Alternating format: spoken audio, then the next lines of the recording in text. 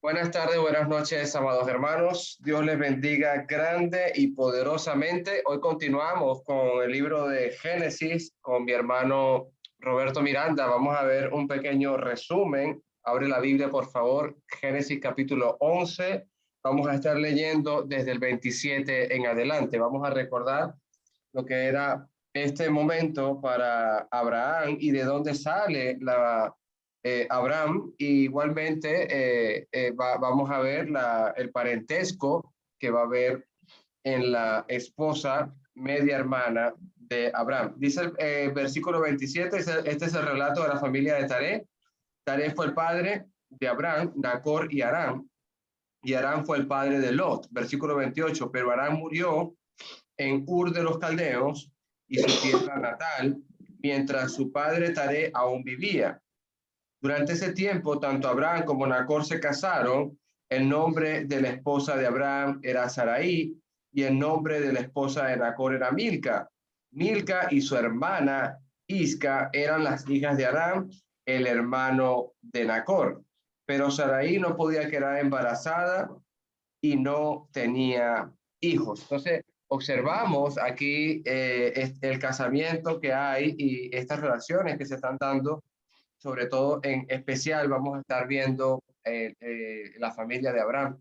Vamos a ver igualmente la de su sobrino, la de sobrino nieto o sobrino, depende de cómo lo leamos aquí, de Lot, y seguir leyendo el versículo 31. Cierto día Taré tomó a su hijo Abraham y a su nuera Sarai, la esposa de su hijo Abraham, y a su nieto Lot, el hijo de Aram, y salieron de Ur de los Caldeos. Taré se dirigía a la tierra de Canaán, pero se detuvieron en Aram y se establecieron allí. Taré vivió 205 años y murió mientras estaban aún en Aram. Dice el versículo 12, verso 1, capítulo 12, verso 1.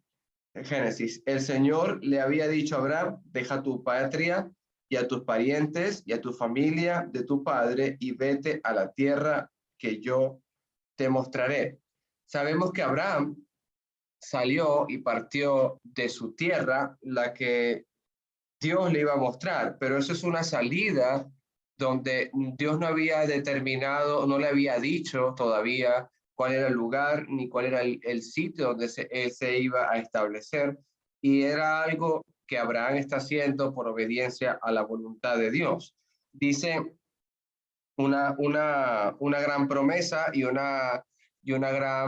un pacto, también se puede decir así, y una manera hermosa de ver la palabra de Dios. Haré de ti una nación grande, la bendeciré y te haré muy famoso y serás de bendición para otros. Le está diciendo que si sale de su tierra y su parentela y a esa tierra que Dios le va a mostrar, va a ser de él una nación grande, lo va a bendecir y será conocido entre todos. Versículo 3, bendeciré a quienes te bendigan y maldeciré a quienes te traten con desprecio. Todas las familias de la tierra serán bendecidas por medio de ti. Inclusive, si vamos a nuestro tiempo, somos parte de esta promesa, somos parte de lo que está hablando en el pasaje, de que hará una nación grande, de que serán benditas las naciones a raíz de este gran matrimonio de Abraham. Y es algo que me da a entender a mí, según el pasaje, de que bendiciré a quien te bendice y maldeciré a quienes te traten con desprecio, es que Dios va a caminar de la mano con Abraham. Y me hizo acordar también acerca de cuando Jesús enseñaba acerca de cómo orar al Padre y cómo debemos tratar a nuestros hermanos y nuestro prójimo, diciendo que perdónanos porque tú también nos perdonas. Pero el tema es que me llama la atención, es que apártanos del mal. Y eso es importante porque si tú estás con Dios, Él va a apartarte del mal. Y el mal ocasiona división, separación, y lo que hemos visto con la serpiente antigua, capítulos anteriores, causa vergüenza, miedo, inclusive engaño, en su boca. Y lo importante de estar con Dios es tener ese entendimiento de que seremos bendecidos y no estaremos mal con él. Versículo 4, entonces Abraham partió como el Señor le había ordenado. Y Lot fue con él. Abraham tenía 65 años cuando salió de Aram. Versículo 5. Tomó a su esposa Sarai y a su sobrino Lot y todas sus posesiones, sus animales, todas las personas que había incorporado a su casa en Aram, y se dirigió a la tierra de Canaán. Cuando llegaron a Canaán, Abraham atravesó la tierra hasta llegar a Siquem. Allí se estableció el campamento junto al roble de More. En aquel tiempo los cananeos habitaban esa región. Recordemos que aparece la tierra de Canaán, donde ellos van a ir, y es de la descendencia de Cam, y inclusive el padre de Canaán se le da a él, inclusive es como hemos visto con Noé, hablando acerca del futuro como profeta en esta parte anterior de que hemos estudiado, recordando acerca de Cam. Lo importante que Abraham no ejerció juicio, no ejerció pregunta, sino que obedeció a la voz de Dios.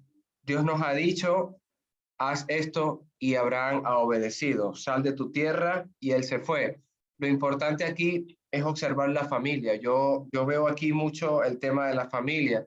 Ya hemos visto tres familias importantes: la familia de Adán y Eva, la familia de Noé, la familia de sus hijos, ahora la familia de Abraham. ¿Qué tienen en común todos ellos? Que están escuchando la voz de Dios.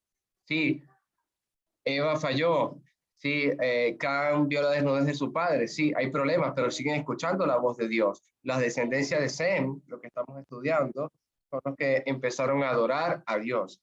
Y Abraham y Sarai, en este caso, están escuchando la voz de Dios.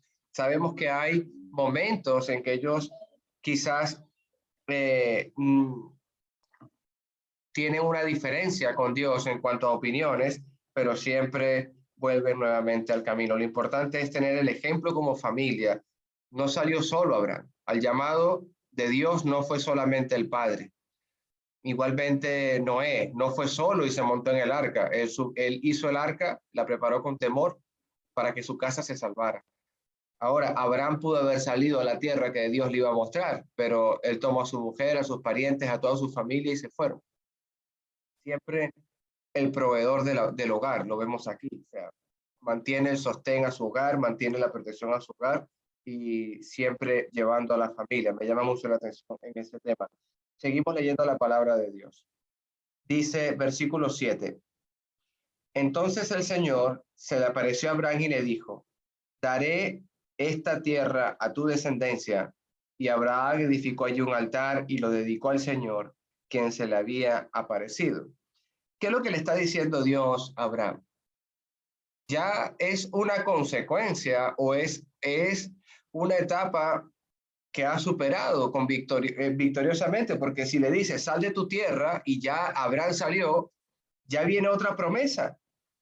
Ya es la segunda vez que le dice Dios en el 7, y le dice, daré esta tierra a tu descendencia. Hay otra promesa, y Abraham le edificó allí un altar al Señor, y que se le había aparecido. Versículo 8, después Abraham viajó hacia el sur y estableció un campamento en la zona montañosa situada entre el Betel y el occidente, y en Jai al oriente, y edificó allí otro altar y lo dedicó al Señor y adoró al Señor. Entonces Abraham continuó viajando por tramos en dirección sur hacia el Negev. Dos veces, en diferentes ocasiones de este mismo párrafo, Abraham elabora un altar a Dios. Abraham es agradecido con Dios. Daré esta promesa. Nosotros tenemos muchas promesas en la Biblia y nosotros inmediatamente somos como Abraham. Me refiero a que vamos en oración, nos plantamos ante Dios y le agradecemos por las promesas que nos ha dado. Por ejemplo, sabemos que lo que estamos estudiando con Agustín, que el libro de Lucas, los pájaros no hilan, no trabajan y Dios los mantiene. Y está diciendo la palabra que no nos afanemos, que nos va a dar todo. Nos hemos parado en oración a decirle gracias por eso. Gracias por esa promesa. Abraham lo está haciendo. ¿Qué hizo Noé al descender al arca? Hizo un altar a Dios para agradecer que le salvó su vida. Y eso es lo importante, siempre recordar en oración a Dios, porque nuestro tiempo, nuestra herramienta no es elaborar un altar de madera y quemar un incienso y matar el becerro. No lo vamos a hacer porque no estamos bajo el pacto antiguo, estamos bajo la gracia. Bajo la gracia oramos como Cristo nos enseñó, con la oración hermosa que nos enseñó, con el entendimiento y a través del Espíritu Santo que intercede por nosotros. Hagamos siempre ese ejemplo de Abraham, de Noé y de las familias que estamos estudiando. Dios les bendiga. Continuamos con mi hermano Roberto. Ok. Muy bien, entonces, ¿cuál es la lección que Dios quiere que aprendamos de estos 9 versículos del capítulo 12? Eso lo encontramos en Hebreos capítulo 11, versículo 8, donde dice, por la fe, Abraham al ser llamado, obedeció. ¿Me fijaron? Por la fe, obedeció. Y eso es una cosa que es el ejemplo que quiere que nosotros entendamos, ¿verdad? Dios, de todo esto que está escribiendo. Está enseñándonos lo que Abraham, cómo obedeció, está enseñándonos cómo obedeció Noé, ¿verdad? Nos está enseñando cómo falló y desobedeció a Adán y Eva, ¿verdad? Pero aquí estamos viendo que sí obedeció y vemos que lo hizo por fe, porque lo que Dios le asombra, lo que Dios le agrada es la fe. La fe. No obedeció a regañadientas, sino obedeció con fe. Y va a explicarlo todavía un poco más adelante. Aquí mismo en el 8 dice, por la fe, leyendo el versículo 8 de Hebreos. Abraham al ser llamado obedeció, saliendo para un lugar que había de recibir como herencia, y salió sin saber a dónde iba. Por la fe habitó como extranjero en la tierra de la promesa, como en tierra extraña, viviendo en tiendas. O sea, nunca se estableció físicamente, no hizo lo que hicieron mal anteriormente los hijos de Abraham, de construir una torre para ir al cielo y hacerse un lugar. O sea, obviamente no estaban pensando en ninguna manera en seguir viajando, sino que querían ser así, extranjeros, ¿verdad? Viviendo en tiendas. ¿Qué cosa, no? Como Isaac y Jacob, coherederos de la misma promesa, porque esperaba la ciudad que tiene cimientos, cuyo arquitecto y constructor es Dios. ¿No? Desde ahí empezamos a ver que la fe de Abraham era tanta que cuando le hablaban de una tierra prometida, él estaba esperando algo mejor aún que la tierra donde estaba llegando.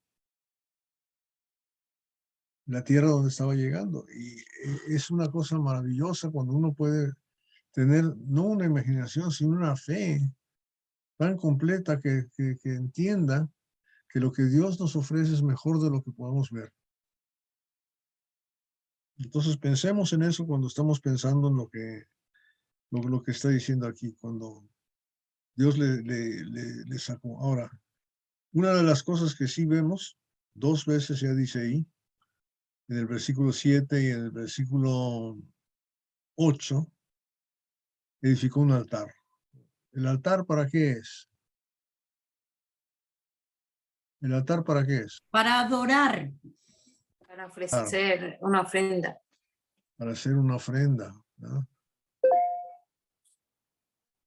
¿Qué más? ¿Para qué más es un altar? Señal de la promesa o del pacto con Dios. Okay, Es un reconocimiento de la grandeza de Dios, o sea, sometimiento a Dios. Sometimiento a Dios, adoración a Dios. ¿Para qué más es? ¿Qué es lo que se hacía sobre el altar? Se sacrificaban animales, se mataban animales allí. ¿Y cuál era la razón de sacrificar los animales? El derramamiento de sangre para perdón de pecados. Eso, ahí quería yo llegar. Porque dice 1 de Juan capítulo 3, todo aquel que tiene esta esperanza se purifica a sí mismo porque él es puro. Y acabamos de ver que él tenía la esperanza de una ciudad no hecha por manos de hombre, sino hecha por Dios, ¿verdad? Una maravillosa ciudad en el cielo. Se consideraba peregrino y viajero aquí en la tierra. O sea, para Abraham la tierra prometida ya no era, desde entonces no era la tierra de Canaán donde iban a llegar, sino era el cielo, era el lugar celestial, era lo máximo que iba a ser. Ya estaban pensando de esa manera y lo vemos también, lo vamos a ver en el capítulo 22 cuando Abraham hace el sacrificio de Isaac, ¿no? Ofrece a Isaac pensando, dice que Dios lo iba a resucitar, imagínate, ya tenía concepto de la resurrección. Concepto de la resurrección, aunque no estaba ni siquiera prometido. Entonces, eso es lo que nos debe de asombrar más de la fe de Abraham. Su comportamiento no tanto como la fe que tiene, ¿verdad? El comportamiento es obediencia a base de la fe, pero lo que Dios le sorprende, le agrada es la fe. Bien, ¿algún comentario más sobre del 1 al 9 para seguir adelante? Agustín. Todo bien, gracias, hermano. Bien, Lisbeth. Robert, Hey, Alejandro. me llama la atención que también, así como vemos aquí en este caso que Dios se maravilla de Abraham en cuanto a la fe, Jesucristo también se maravillaba por ver la fe de, por ejemplo, en el centurión romano, pero también se maravillaba por la incredulidad de las personas. O sea, hay un antitipo ahí entre no creer y el creer a Dios. Son cosas que hacen maravillar a Jesús. Una pregunta. Un antitipo es que como una sombra del antiguo pacto al nuevo, que siempre escucho esa palabra de Alejandro. ¿Qué es un antitipo? Los Una eruditos de los estudiantes de esas cosas les gusta hablar de esa forma, les gusta hablar de escatología, de cosmología, les gusta meter palabras grandotas así. Pero simplemente tipo es una sombra de algo que se ve. Ahora, el tipo puede ser una sombra positiva de lo que va a ser o una sombra negativa. El antitipo es la parte negativa que enseña la parte positiva, ¿verdad? Por ejemplo, el blanco es el antitipo de ¿qué? Del negro, ¿verdad? El negro es el antitipo del blanco. Para poder, hay una filosofía, para no meternos, no me quiero meter en filosofía, pero si ustedes van a la escuela, a la universidad y estudian filosofía, hay un filósofo alemán que se llamaba Hegel, que era el rey de las definiciones a base de un lado contra el otro. Y siempre decía, no puede haber bueno sin malo, tiene que haber malo para que haya bueno. ¿No? Sobre esa base. Ahora, en la palabra de Dios se usa mucho esa filosofía, porque viene de Dios. Dios nos presenta eso desde el principio, nos presenta a Dios y nos presenta a quién, la serpiente. Que aparece en la creación, ahí ya está la serpiente molestando, ¿verdad? La guerra está ahí y estamos en guerra constante con esa situación, ¿verdad? Ahora, Abraham sale y la otra cosa que entendemos que la bendición de Dios, Abraham, no es solamente que va a ser bendito por Dios, sino que va a ser bendito por gente. Por gente. Y lo que Dios está diciendo es que tú eres la niña de mis ojos, como dice en Zacarías, tú eres mi tesoro especial, como lo dice en Malaquías 4, ¿verdad? O sea, el que te toque le va a ir mal. El que te maldiga, ¿será qué? Maldecido por Dios, ¿verdad? Maldecido por Dios. O sea, eso es una cosa que hay que entender. Cuando entendemos eso, mía es la venganza, es mucho más fácil de entender. Por eso cuando el ángel Miguel está peleando por el cuerpo de Moisés, ¿verdad? Con Con el diablo le dice, Dios te reprenda. Yo no. Ya tenemos quién te va a hacer daño. Ya sabemos quién lo va a hacer. Y es una cosa maravillosa. Y eso también nos ayuda a nosotros a entender qué es lo que debemos hacer cuando tenemos la oportunidad de hacer el bien, ¿no? Con nosotros, todos los días, especialmente en Latinoamérica y aquí también, nos encontramos pordioseros, ¿o no? ¿Sí? ¿O no? No sé si hay pordioseros en Europa, pero aquí en América lo hay, definitivamente, ¿no? Entonces, ¿qué piensa uno? No, si le suelto dinero, lo va a malgastar, va a comprar droga, mejor no le doy nada. Y así nos vamos, ¿no? Y luego, pues a lo mejor no le iba a tomar en droga, mejor, ¿qué habré hecho? No sé qué hice, no hice mal, hice bien, hice mal, y así.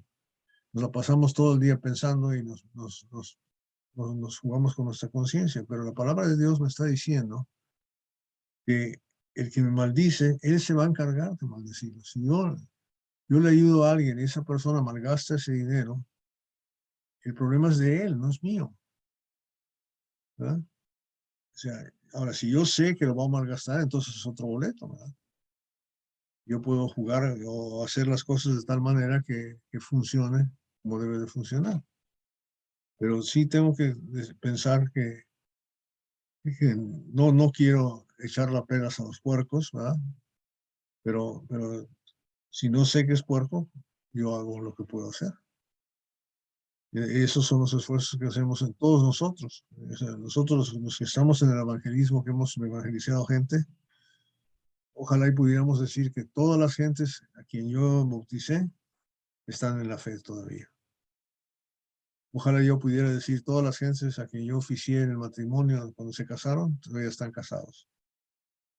No es así, ¿no? Algunos han fracasado, han fallado. Entonces, pero no quiere decir que uno no haga el esfuerzo. O sea, me gusta mucho la relación con Dios.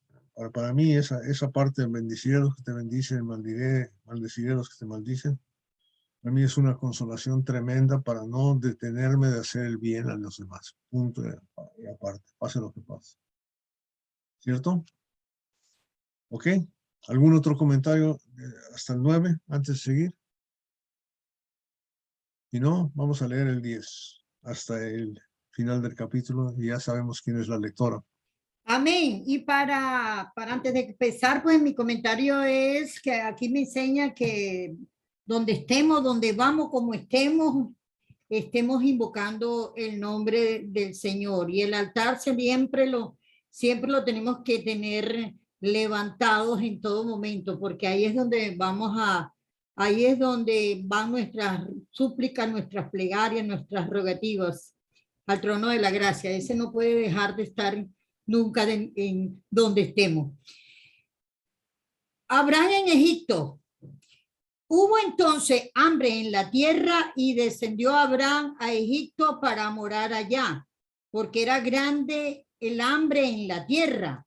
Y aconteció que cuando estaba para entrar en Egipto, dijo a Sarai su mujer: he aquí, ahora conozco que eres mujer de hermoso aspecto, y cuando te vean los egipcios dirán: su mujer es, y me matarán a mí, y a ti te reservarán la vida.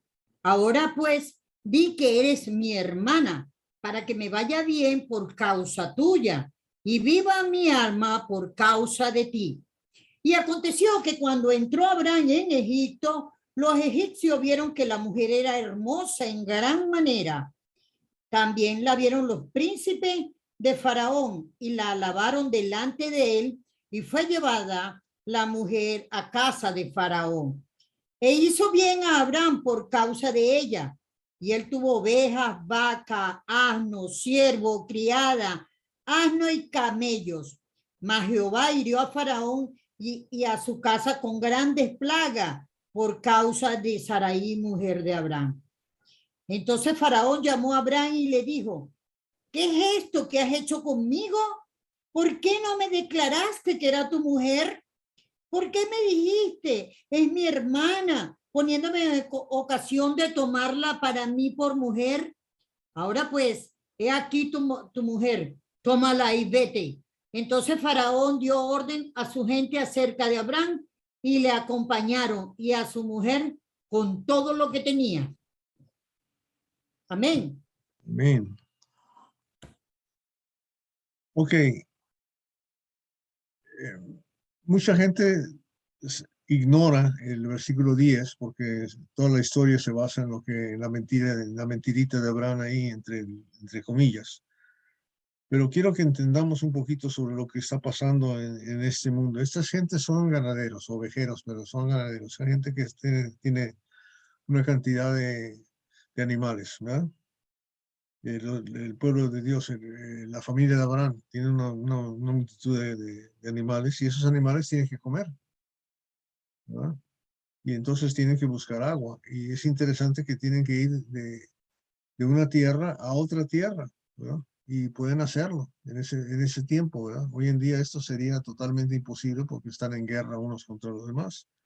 Inclusive, si ustedes, no sé si ustedes sepan, probablemente no lo saben, pero el estado de Texas es frontera con México, con la República Mexicana. Y en muchas ocasiones hay sequía en el lado de Texas o sequía en el lado mexicano.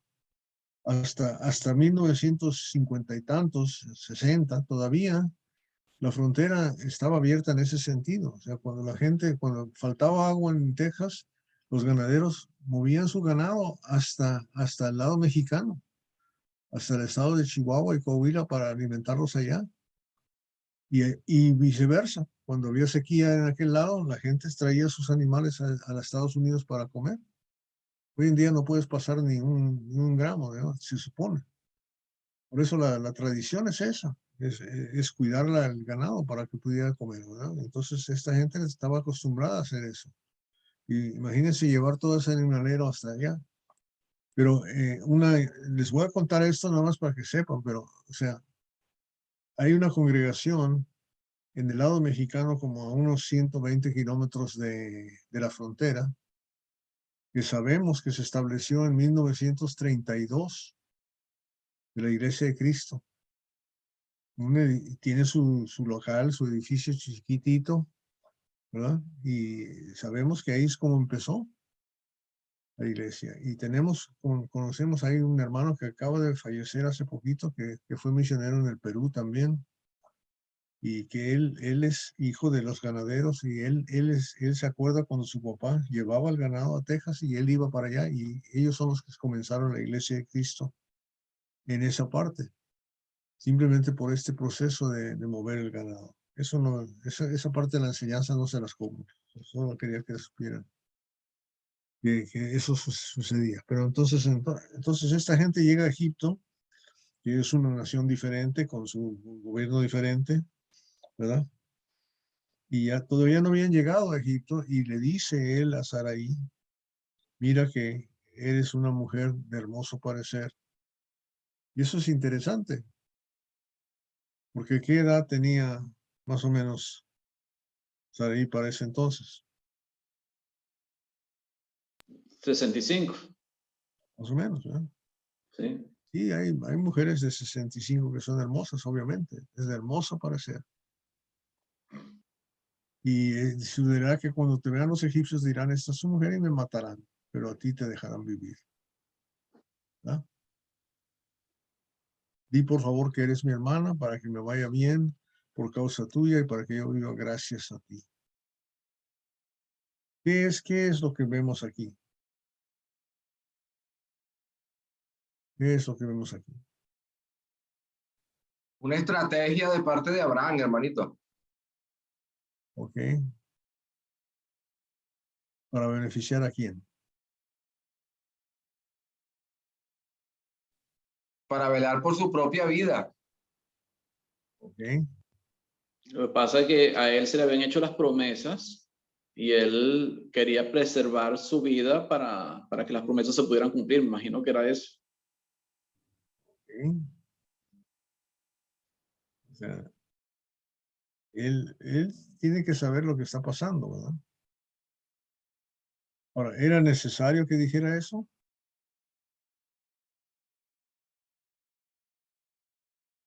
No era necesario. ¿Verdad? ¿Por qué? Porque Dios Versículo cumple su 17. promesa. No, por el versículo 17 vemos que Dios, por si acaso, ya estaba haciendo, lo estaba protegiendo. ¿Verdad? Estaba protegiendo a Saraí. De todos modos, iba a causar que no funcionara, pero o sea, el error de falta de fe, fíjate bien lo que es. O sea, este es una persona que está edificando altares a Jehová. Una persona que tiene fe en Dios. Una persona que quiere, pero piensa que puede ayudar a Dios. Una cosa es obedecer a Dios, otra cosa es ayudar a Dios. Dios no necesita ayuda de nadie, ¿verdad? Imagínate, ese pensamiento es un pensamiento que fracasa, ¿verdad? Ese pensamiento es el mismo que funciona con Pedro cuando Jesús le dice que va a tener que ir a Jerusalén y ahí lo van a matar. ¿Y qué le dice Pedro? No vayas, déjame darte un buen consejo. ¿Verdad? No vayas. Yo sé lo que tú no sabes lo que estás haciendo, como decirle a Dios. ¿Cómo le podemos decir a Dios tú no sabes lo que estás haciendo? ¿No? ¿Cómo le podemos decir a Dios que no, no podemos hacer eso? O sea, el concepto de la fe en Dios tiene que incluir el hecho de que Él sea poderoso. ¿Cuál es el concepto de la fe según Hebreos capítulo 11:6? De memoria, ¿se la sabe alguno o no? Sin fe es que, Es imposible agradar a Dios. ¿por qué? Porque los Ahí que lo lo dice. buscan creen que es galardonador de los que le buscan. Galardonador, ¿verdad? ¿Verdad? Es el secreto de saber que Él es él es el que da el premio. Nosotros no le damos el premio, ¿verdad? Y galardonador, la versión esta de las Américas dice que recompensa a los que le buscan. El que da recompensa, el que apoya, el que ayuda es él a nosotros, no nosotros a él. Nosotros simplemente le servimos, le obedecemos y le glorificamos. Entonces, imagínense que yo tendría que decir, mira, Dios me trató muy bien a mí gracias a que Alejandro le ayudó. Si no fuera por Alejandro, Dios no me podría haber ayudado. No tiene sentido, ¿verdad? No tiene ningún sentido. Tenemos que pensar en lo que está diciendo la palabra de Dios aquí. ¿Ok? Entonces él está buscando su propia situación y cree que su esposa le puede ayudar a Dios a cuidarle a él, ¿verdad? Entonces no es una buena estrategia. Y el mismo pecado de falta de fe lo va a hacer Sara cuando le dice a Abraham, un poquito más adelante, ¿verdad? O Y te va a dar Ismael. mi esclava, en relaciones con ella, ¿verdad? Para que puedas ayudarle a Dios a cumplir su promesa, ¿verdad? ¿De acuerdo? Ok. Preguntita. ¿Qué más? No puedo evitar pensar su amor como pareja, porque, o sea, si él pareciera así que no le hubiese importado si el faraón la hubiese tomado a ella, ¿no?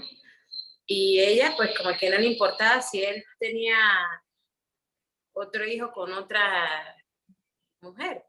No sé hasta qué punto ellos eran, o sea, el contexto aquí bueno, pienso que, como usted dice, pues era por sobre todas las cosas obedecer a Dios, pero no sé, esa parte me llama mucho la atención, ¿no? De que el amor de pareja como que no existía. Sí, bueno. La mujer le ama al marido porque sí finge ser hermana. Aunque no es fingido, que era su hermana, era su media hermana. O sea, simplemente no dice que es la esposa, vaya. ¿Verdad? No le dice que es la esposa. Ok.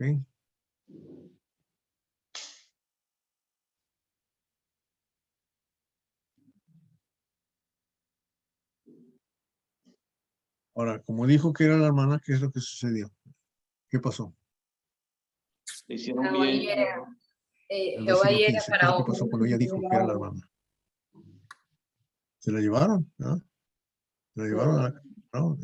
Él no sabía, pero claro que Faraón, Dios le iba a mandar unas plagas para que se diera cuenta que algo malo estaba haciendo, ¿no? ¿Ok?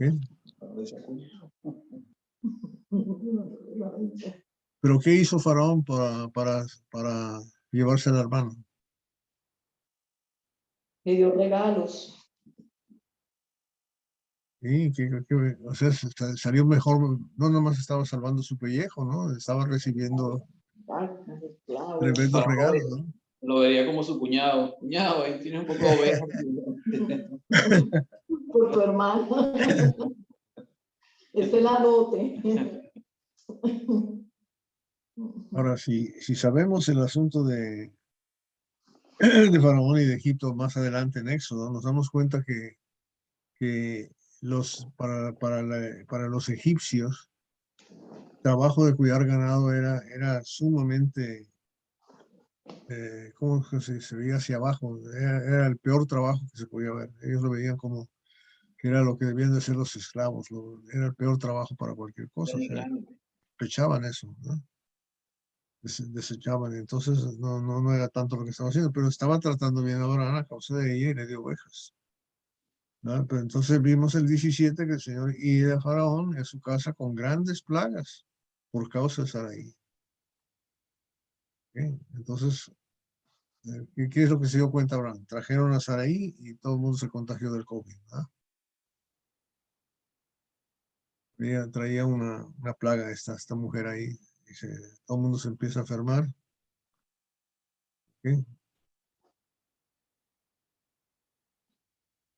Pero por alguna razón se enteró, ¿verdad? Porque ¿qué es lo que cuando Faraón llama a Abraham, qué es lo que dice? Dice, esto que me has hecho, ¿por qué no me avisaste que era tu mujer? ¿Qué dijiste? Es mi hermana. Era que la tomé por mujer. ¿Qué?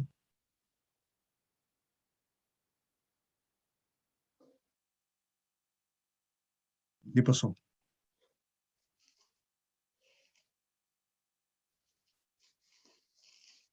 ¿Qué decidió Faraón? O sea, Dios cuidó a Sarai para que el faraón no la tomara como mujer. O sea, el hecho de enviarle las plagas era simplemente para que él no pudiera o no tuviera la ocasión de tomarla y la revelación que él tuvo de que era la mujer de Abraham, me imagino que fue ella misma que tuvo que confesarle a Faraón que lo que estaba sucediendo venía de parte de Dios por lo que había sucedido, por eso, porque ella no era hermana de Faraón, de Abraham, sino que era su mujer. Tiene que haber sido de esa manera. Porque era inexplicable, o sea, porque cuando llega Sarai, entonces empiezan a tener problemas. Exactamente. Entonces, ¿cuál es la lección para nosotros? Creo que tenemos ¿qué es la lección para nosotros? Hermanito, perdón, hermana Alex, sí, usted primero, hermanita Alex. Bueno, aquí yo veo la lección es que nosotros no necesitamos llegar a mentir ni llegar a cometer pecado para alcanzar cualquier bendición, inclusive ya sean físicas o materiales, sino que tenemos que saber que hay un Dios todopoderoso que tiene el total control y a Él es el que nos debemos. Y eso nos puede pasar, inclusive en muchas oportunidades, pues, pareciera que, sobre todo en los trabajos seculares, pareciera que para obtenerlo es necesario decir alguna mentira para poder lograrlo, y eso no es, ahí no hay necesidad de eso, porque si nosotros se lo pedimos al Señor y el Señor considera que esa bendición es nuestra, no, esa va a venir porque sí. Y si le demostramos al Señor de que preferimos sacrificar lo que sea por obedecerlo, más bendecido vamos a ser. Eso es lo que yo veo.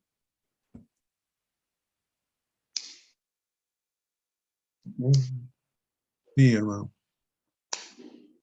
¿Y sigue? O sea, cuando Dios... Perdón, Alejandro. Agustín. No, Sí, Alejandro, Agustín. dale. No, venías tú, dale, dale. Sí, bueno, lo que estaba, bueno, pensando, ¿no? Que Abraham es el padre de la fe.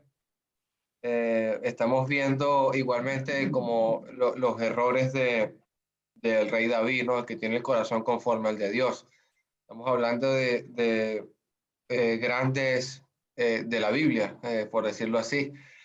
Y ver a Abraham, el corazón de Abraham, y ver cómo Dios lo va trabajando, lo va moldeando, y Abraham se deja moldear. Eso es la parte que más me llama la atención. Abraham puede que diga esa estrategia que está mal, pero al final Abraham está viendo las plagas. Abraham está viendo que sigue con Dios, y bueno, hay que dejarse moldear por Dios. Esa es la parte que me llevo, y no inventar, sino apegarnos a la palabra. Amén. Bueno. Agustín. Dígame.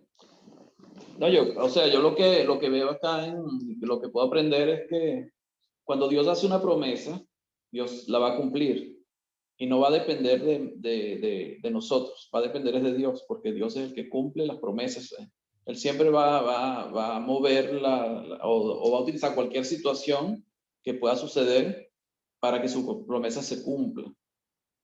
Igual, así fue con Jesucristo, que a pesar de que los apóstoles, como Pedro, le dijo, no, que eso jamás te acontezca. Eso no dependía de Pedro, no dependía, sino que eso tenía que cumplirse, y eso era un cumplimiento. Así como el establecimiento de la iglesia.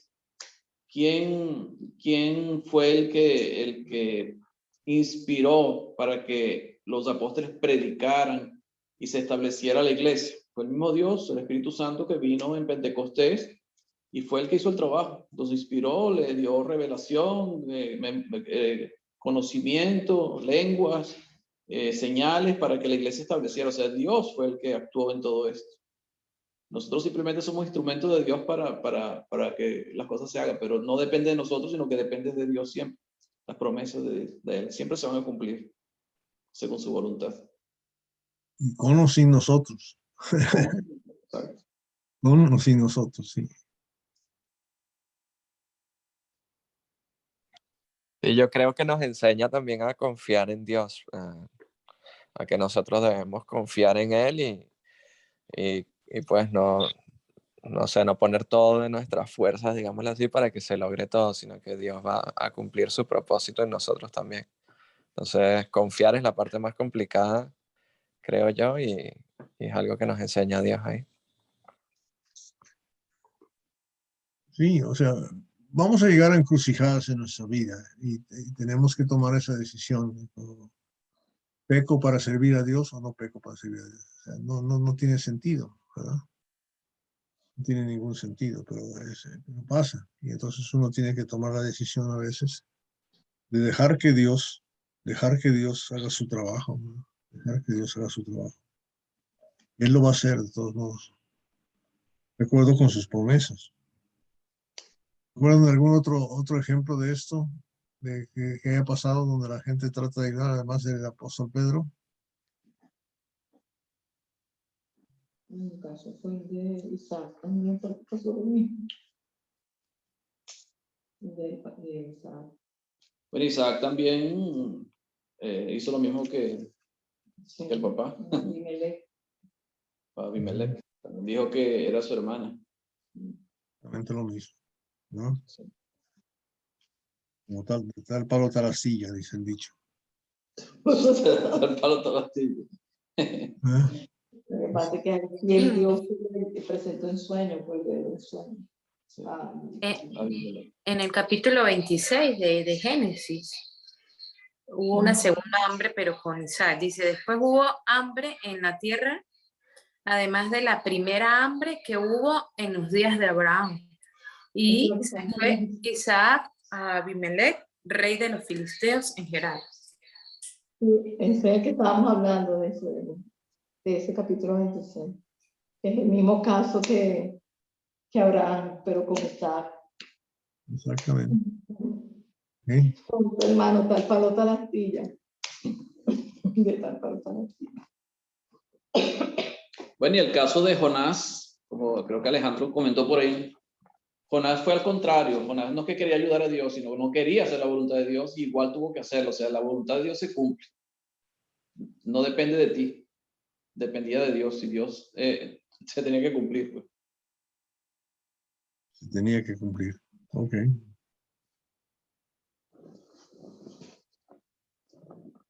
¿Sí? ¿Seguimos adelante?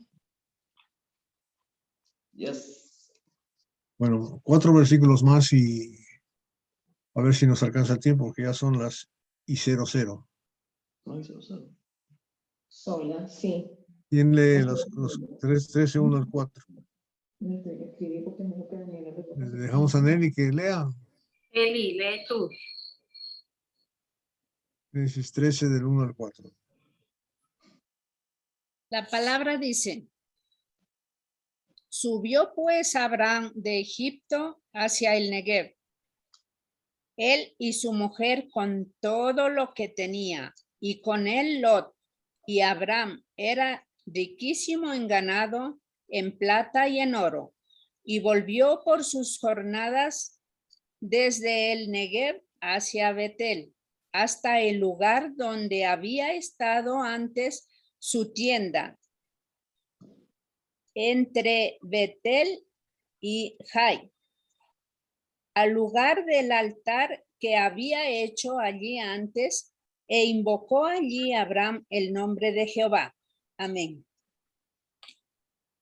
Otra vez, ¿a dónde llegó? Al punto de partida. Al punto de partida. ¿Y qué hizo cuando llegó?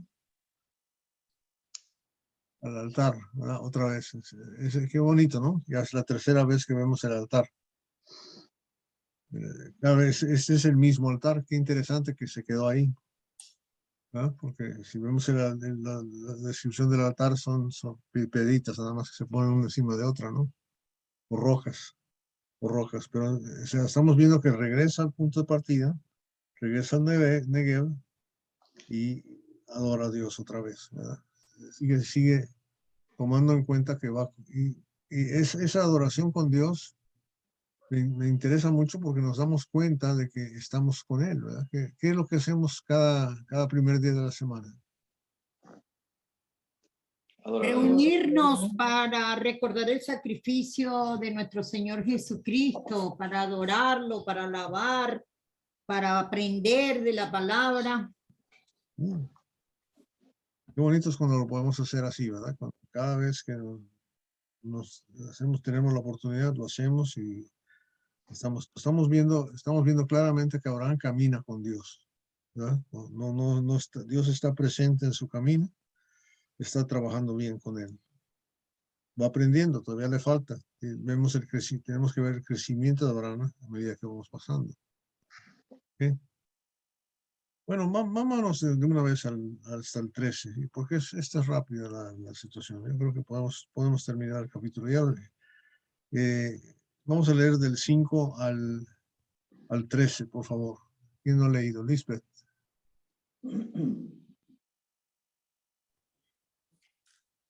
Ajá, 13:5 dice, también Lot, que andaba con Abraham, tenía ovejas, vacas y tiendas, y la tierra no era suficiente para que habitasen juntos, pues sus posesiones eran muchas y no podían morar en un mismo lugar. Y hubo contienda entre los pastores del ganado de Abraham y los pastores del ganado de Lot, y los pastores del ganado de Lot y el cananeo y el fereceo habitaban entonces en la tierra. Entonces Abraham dijo a Lot: no haya ahora altercado entre nosotros dos, entre mis pastores y los tuyos, porque somos hermanos. ¿No está toda la tierra delante de ti? Yo te ruego que te apartes de mí. Si fueres a la mano izquierda, yo iré a la derecha. Y si tú a la derecha, yo iré a la izquierda. Y alzó Lot sus ojos y vio toda la llanura del Jordán, que toda ella era de riego, como el huerto de Jehová, como la tierra de Egipto, en la dirección de Zoar, antes que destruyese Jehová a Sodoma y a Gomorra. ¿Leo más? Hasta allí, está Y bien. hasta 13. Ok. Entonces Lot escogió para sí toda la llanura del Jordán, y se fue Lot hacia el oriente y se apartaron el uno del otro. Abraham acampó en la tierra de Canaán, en tanto que Lot habitó en las ciudades de la llanura, y fue poniendo sus tiendas hasta Sodoma. Mas los hombres de Sodoma eran malos y pecadores contra Jehová en gran manera. Y Jehová dijo, perdón, hasta ahí. Bueno, sígale de una vez. Bueno, y Jehová dijo a Abraham, después que Lot se apartó de él: alza ahora tus ojos y mira desde el lugar donde estás hacia el norte y el sur, y al oriente y al occidente, porque toda la tierra que ves la daré a ti y a tu descendencia para siempre. Y haré tu descendencia como el polvo de la tierra, que si alguno puede contar el polvo de la tierra, también tu descendencia será contada. Levántate, ve por la tierra a lo largo de ella y a su ancho, porque a ti la daré. Okay. ¿Y qué pasó? Ok. Abraham pues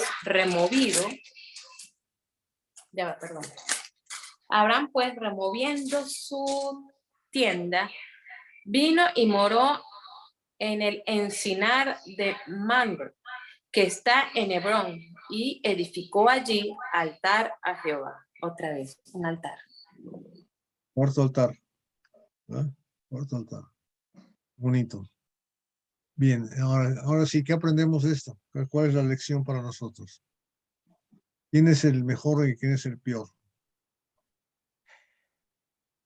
Eso me hizo acordar de el profeta Samuel escogiendo al que iba a ser rey de Israel.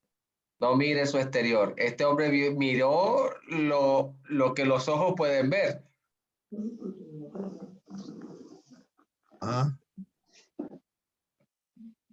Tú vete a España, yo me quedo en Estados Unidos. Así es, hermanito. Tal cual. Tal cual. Tal cual. Tú vete a Panamá y yo me quedo en Estados Unidos. Hermana Ali, apagó el micrófono. Que Ahora sí. escogió donde estaban los malos.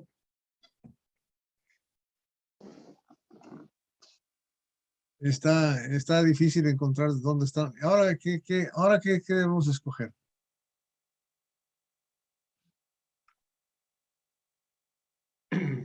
Lo que decías al principio, Roberto, que Abraham tenía el corazón no puesto en este mundo, tenía la fe puesta en una tierra mejor y en una verdadera tierra que Abraham nos los muestra, como él no lo sabía, pero él esperaba algo mejor que eso.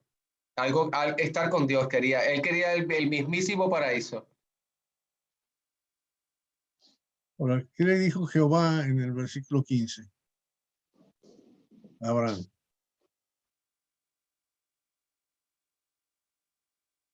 Te daré esta tierra a ti y a tu generación para siempre.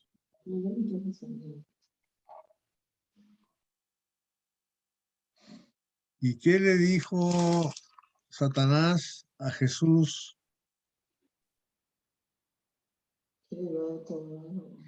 Si te postrares ante mí. todos los reinos de la tierra. ¿Qué les parece? ¿Quién se siente en el trono de Dios como si fuera Dios? ¿Eh? Quiero que nomás que pensemos, ¿no? Porque quién ofrece y cómo ofrece, casi usa las mismas palabras, ¿no? Casi. Vamos para que nos fijemos en ese detallito, ¿no?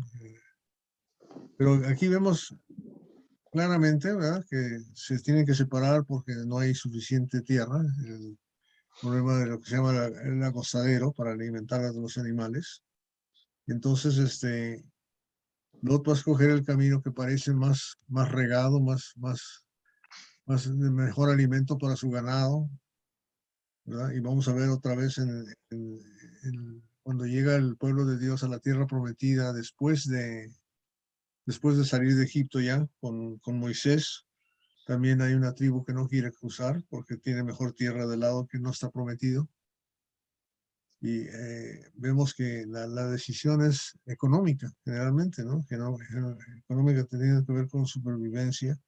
Es una fuerza que nos está atrayendo constantemente, ¿verdad? Y cuando vemos eso, también vemos una lección que podemos aplicar, por ejemplo, del amor al dinero, ¿verdad? El amor al dinero, ¿cuál es el problema según 1 Timoteo? Raíz de todos los males. La raíz de todos los males, ¿verdad? El amor al dinero es la raíz de todos los males. Lo que le va a pasar a Lot, pues va a ser tremendo, va a ser durísimo. ¿A dónde se va a meter y con qué clase de gente se va a meter y dónde va a estar? Ahora, todo aquí es punto de vista físico, porque estamos hablando de una nación física que se va a ir formando y que tiene que irse formando de una forma u otra, ¿no? Ahora, ¿qué es lo que podemos aplicar cuando vemos la situación específica del versículo 5 y 6 y 7? ¿Cómo lo podríamos aplicar el día de hoy?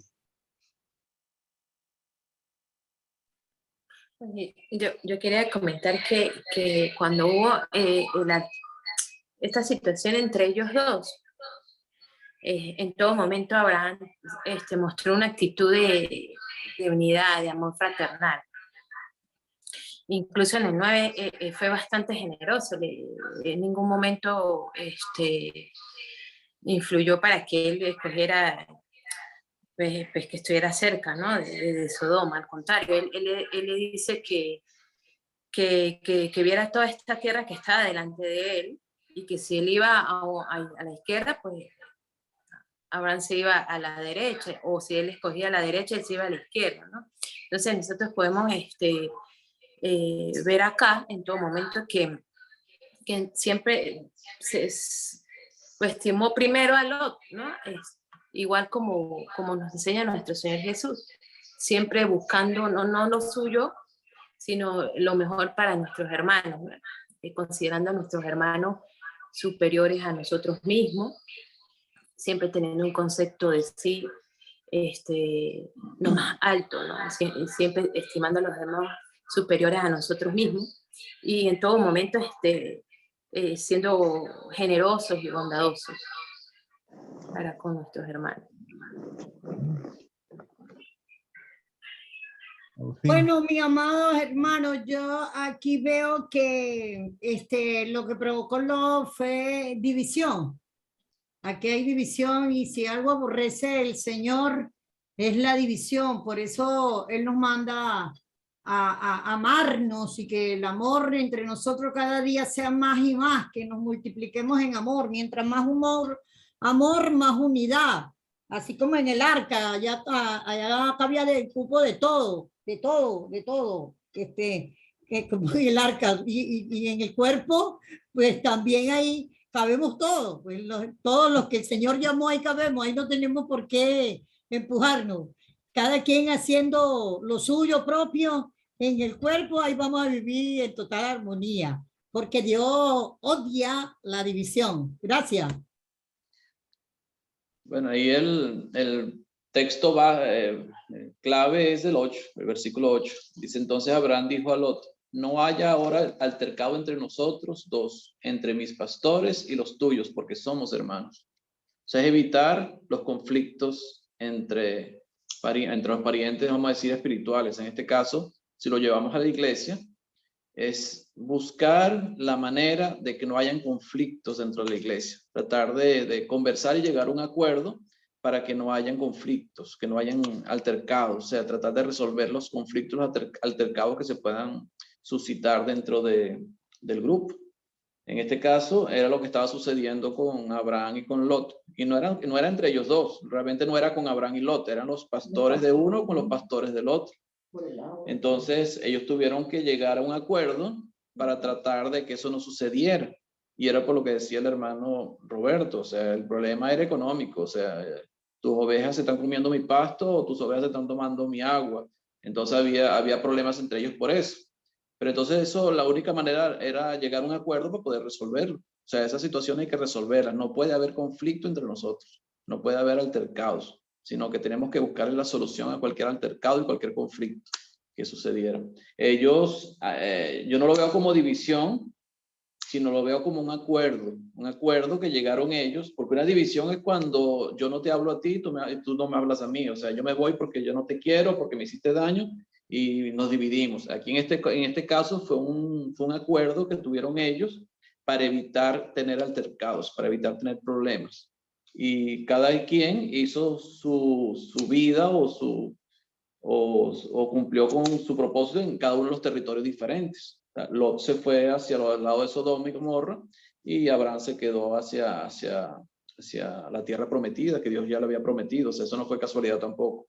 Entonces, eso es lo que yo veo acá, que no es, que uno tiene que evitar cualquier altercado, cualquier conflicto dentro del grupo al que pertenecemos en la iglesia o en cualquier situación que podamos vivir entre la familia. Entonces puede aplicar a todo. Y siempre llegando a un acuerdo, siempre conversando y sabiendo que somos hermanos. Él decía, porque somos hermanos, a pesar de que no eran hermanos, era tío y sobrino, ¿no? Pero ellos eran familia y la familia no puede tener altercados. Y nosotros como iglesia, como cristianos, somos la gran familia de Dios, somos hermanos y los hermanos no pueden tener ese tipo de problemas. Cuando existen, hay que resolverlos y llegar a un acuerdo para resolverlos. Muy acertado. Todos estamos acertados en lo que estamos pensando, pero lo que yo quiero que pensemos es el cuadro general grande. Creced y multiplicaos y sojuzgad y ocupar la tierra. O sea, el plan de Dios desde el principio, por eso dejará a su padre, su madre, y se unirán y serán una sola carne. Es una profecía. Llega un momento en que la familia crece y los hijos se casan y tienen que vivir en otro lugar para poder comenzar una familia donde hacen su rol, su papel de papá, de mamá, de esposo, de esposa, ¿verdad? Tienen hijos, esos hijos crecen. Llega un momento que consiguen pareja y se tienen que separar de papá y mamá y formar otra vez otra unidad familiar y así sucesivamente. La iglesia es igual. La iglesia se debe de reproducir, debe ser reproductiva. La iglesia empieza en Jerusalén, viene la persecución, después vemos una iglesia desde Jerusalén mandando gentes a evangelizar, después de ahí vemos, por ejemplo, Antioquía, otro centro de misión, de donde parten misioneros y se establecen iglesias por todos lados. Luego vemos otro centro otra vez en Tesalónica, de donde se establecen y así sucesivamente hasta que llegamos hasta donde estamos, hasta Madeira, hasta Madrid, hasta donde sea, ¿verdad? Hasta San Felipe, Venezuela o Barquisimeto, donde sea que estamos. Pero tiene que ser ese proceso. Entonces el proceso de división no es un proceso de división mala, sino un proceso de división buena para poder reproducirse. Es un proceso más bien de reproducción, ¿verdad? Y aquí lo que nos damos cuenta es que no hay suficiente economía para alimentar a todo lo que está ahí necesario. Entonces se necesita separar y formar unidades separadas. Y además así es como se llena la tierra. Entonces ese proceso es un proceso normal. Y cuando no se hace, causa problemas, porque cuando el hijo se queda en la casa de papá y mamá casado con su esposa, ¿verdad? Empieza a haber conflicto entre la esposa y la mamá, la madrastra, la suegra. porque solamente mi mamá sabe hacer las arepas y tú no sabes hacer igual que mi mamá y yo no me... En fin, todo ese relajo de gente que no se separa. A veces por economía no se separan para no vivir, pero causan problemas. Causan problemas porque no puede hacer uno su papel de papá, su papel de marido, su papel de mujer, de esposa, etc. ¿De acuerdo? ¿Sí o no? Sí, perfecto. Yes. Entonces, hasta ahí lo vamos a dejar. Porque vamos a ver claramente ya un poquito más adelante, hasta en el 18, la consecuencia, ¿verdad? Ya lo vamos a ver en el 14 y en el 18, la consecuencia de que Lot se haya ido a esa zona, que aquí ya nos dice lo que va a pasar, ¿no? Entonces, aquí terminamos Génesis 13. Lo llevamos hasta ahí, hacemos el resumen y el próximo miércoles con el favor de Dios.